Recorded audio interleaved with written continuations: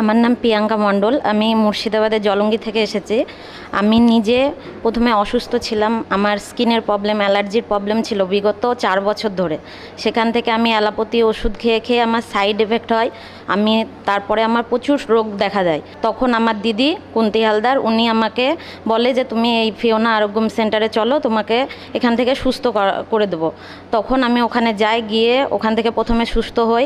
আমি ওখানকার super food খাই, তারপরে 63 লেমন, তুলসী এগুলো ব্যবহার করে নিজে সুস্থ হই।